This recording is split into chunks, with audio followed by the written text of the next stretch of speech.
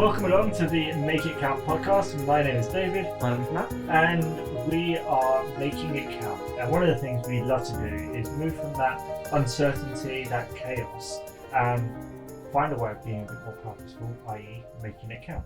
Yeah. This week we're looking at a book again. Yes, so this book, Life is in the Transition by Bruce Feiler, Mastering Change at Any Age. It's a brilliant book. I would probably give it, 4.5, 5 stars out of 5.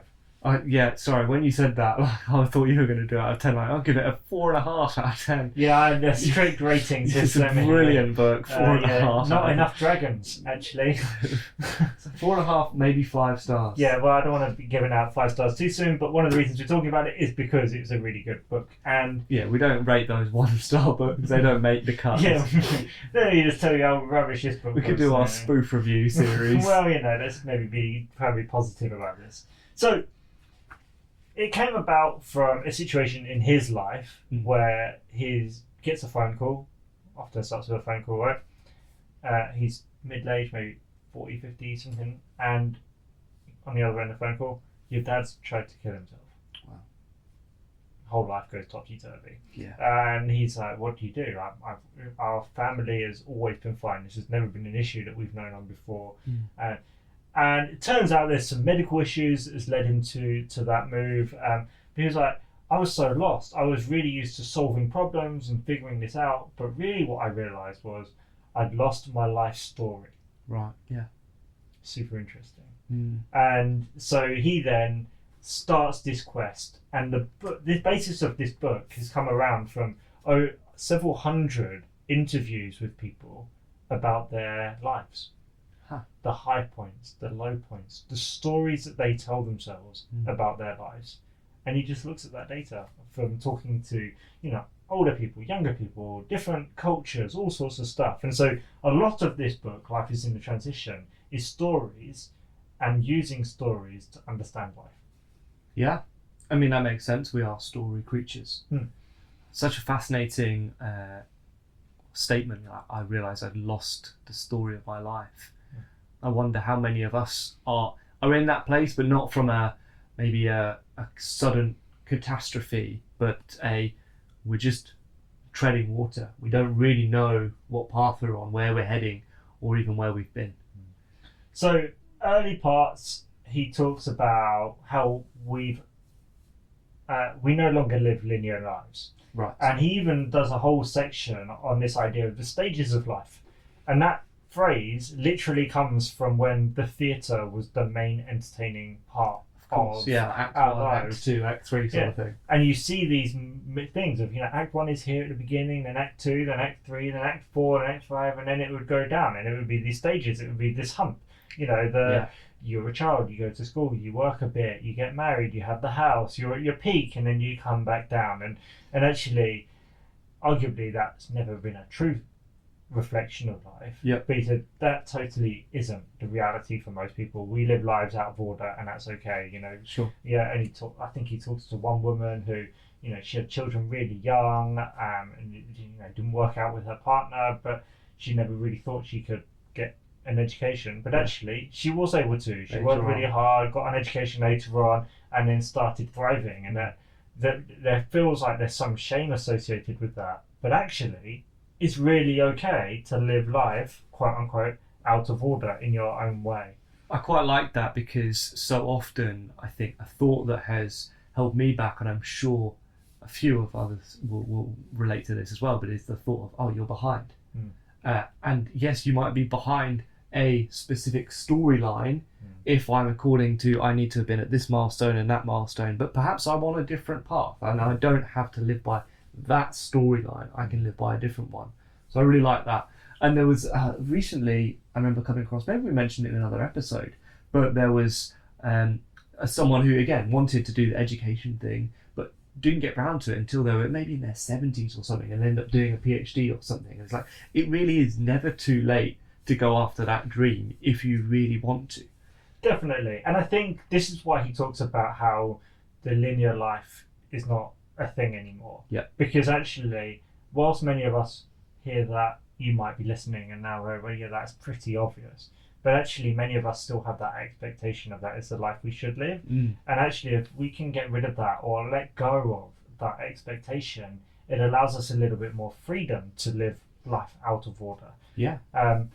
One of the things he looked at was life disruptions, and life quakes is a term he uses in this. Wow. But life disruptions, he says, we'll have lots of these. Most people have about 13 big life disruptions in their lives. Right. Which is a lot. What counts as a life disruption? Well, that was a bit vague as far as he did. I thought the more interesting bit that he talked about was there's no midlife crisis. Right. There was no, in all his interviews and looking at that, collating that data, it didn't spike at this age between 35 and 45. Life disruptions happen when they happen. Okay. Life quakes happen when they happen, and they take longer to process than you think.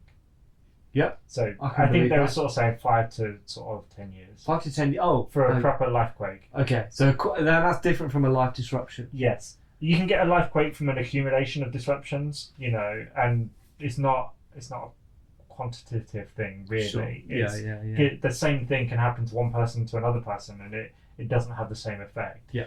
But it's these things that disrupt your life, and sometimes positive, sometimes negative. But they are you can imagine changing job or being fired from a job, having a child, moving house, and sometimes a life quake is something that really causes you to question everything. And whilst they can be big, that's the transition bit. That can be a really big and quite negative thing. It also can be an opportunity, because ultimately what we're saying is, if these life disruptions happen, you're going to have between 11 and 13 in your life, and you might have several big life quakes in your life as well, and they can take 5 years. That's most of your life.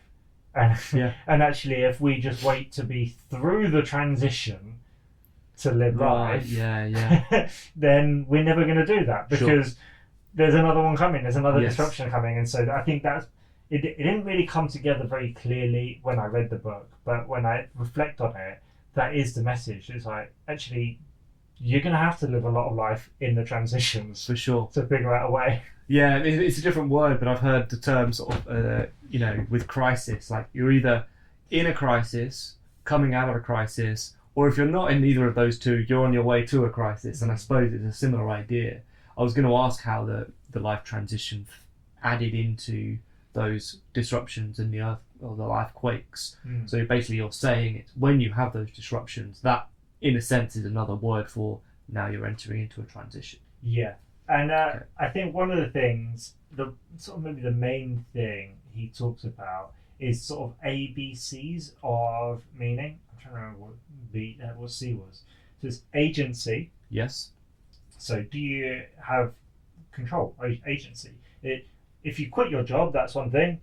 If you get fired from your job, you don't feel like you chose that. Right, you don't have the agency. That's a big difference. So, have I chosen this transition? Have I chosen this disruption? Or has it happened to me? And the ones that happen to you can be far more disruptive until you find a way of owning that, of taking agency over that. Right. What jumps out to you there, Matt? That makes a lot of sense. And, well, we've spoken about Stephen Covey, and I just really focus, and I love the reaction mindset versus the proactive mindset.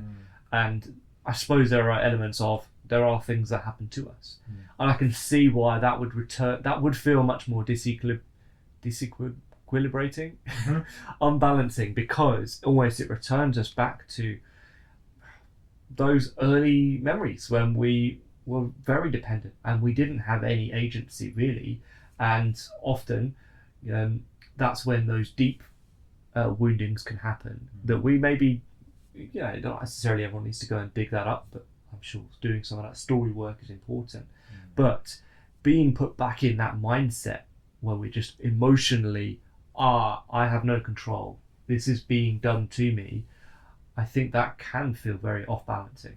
And I'm not surprised that takes much more, I'm guessing that would take more time to process than I've made the jump. Because in a sense, if you're making the jump as well, the event happens here, but you've been thinking about it before. You've been preparing for it, rather than just, I'm going along, pootling along, everything's fine, and then suddenly event happens And that's day one for you. Yeah. So A is agency, B, belonging, C, cause. Right. And most people, in his interviews discovered most people would naturally cope in one of those ways. Oh, I have agency.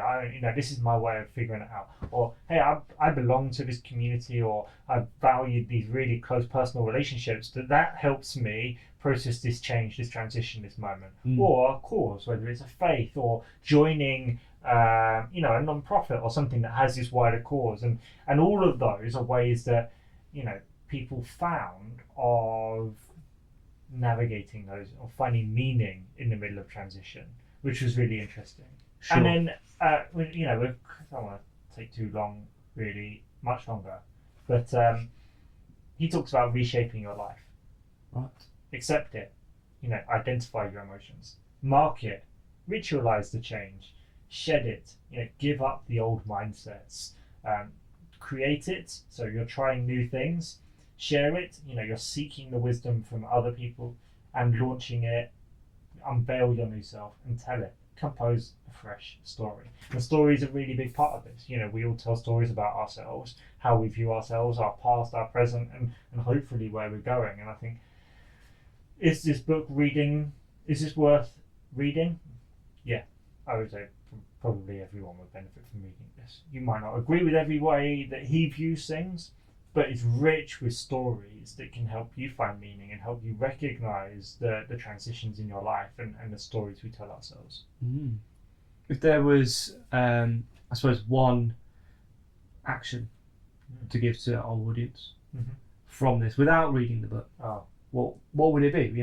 Buy the book. What's the what's the key idea that can help us? I think it's the key idea. It's the story of her life. It's noticing the high points, the low points, the changes in your life, and how that affects you. And I suppose the big mindset shift, we did a series on mindset shifts, is making the most of it. This didn't just happen to you. It's not just come to wreck your life, but it brings with it opportunities. Opportunity. I like that word. That's the word I'm thinking of. Instead of going, oh, this is a big challenge, this is a thing that I can't, this is an opportunity, a growth opportunity. I suppose we'll close out on that, that whole thing of there's post-traumatic stress disorder and there's post-traumatic growth. And actually, the vast majority of, those soldiers that come back and have that experience, most of them don't have PTSD. And so there is, for most of us, that opportunity for post-traumatic growth. We can move into that. Don't get me wrong, and he talks about this, it is unsettling.